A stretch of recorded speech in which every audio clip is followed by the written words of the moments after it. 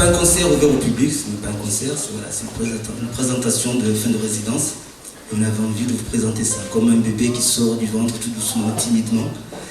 Alors ce que je vais vous demander, c'est de ne pas filmer. Bonjour Hamada. Bonjour mon âme. Aujourd'hui, vous avez exposé quelques extraits qui composent votre album. C'était quoi l'objectif?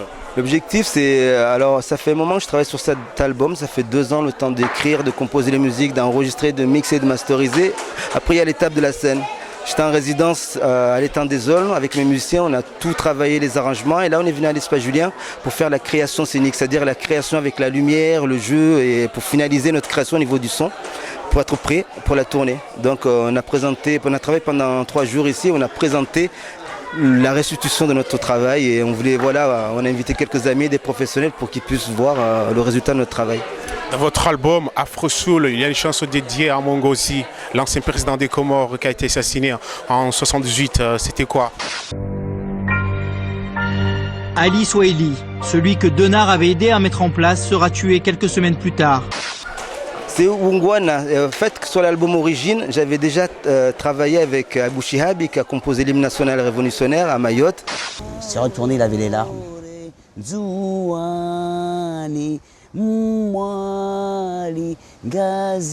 J'imaginais s'il y a la coupe du monde de football, que ça se joue dans cette petite île.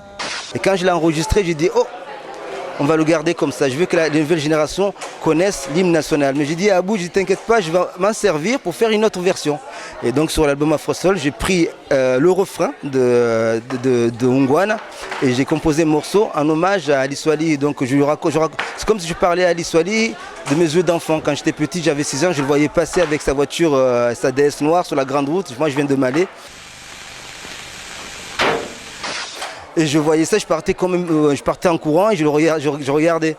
Et dans le deuxième couplet, je me suis mis dans la peau des enfants comoriens qui partent à l'ONU pour exorciser notre pays possédé par l'esprit Mzungu.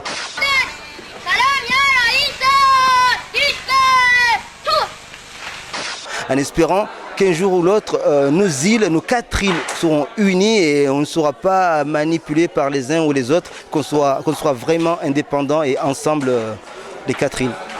Vous êtes le parrain de la Fondation Mtachia. Que représente, selon vous, le président Ali Swahili? Pour moi, Ali Swahili, c'est notre Thomas Sankara. Je voudrais dire ce que chacun de nous pense et souhaite. Qui ici ne souhaite pas que la dette soit purement et simplement effacée? Celui qui ne le souhaite pas, il peut sortir, prendre son avion et aller tout de suite à la Banque mondiale payer. Thomas Sankara, ancien chef d'État du Burkina Faso, l'ancienne Haute-Volta, a été tué hier lors de l'attaque du palais présidentiel. C'est-à-dire en 3 ans, il a fait ce que personne n'a jamais fait. Et tout ce qui reste aux Comores, que ce soit au niveau des écoles, des moudrias, des hôpitaux, des routes, c'est lui qui a fait ça en 3 ans. Et depuis qu'il est décédé, il n'y a rien qui a évolué, en tout cas depuis. Les réformes agraires, sociales, administratives, scolaires, culturelles. Et c'est le seul président qui a aimé son pays avant ses poches. C'est-à-dire les gens n'ont pas compris à ce moment-là, il était trop en avance.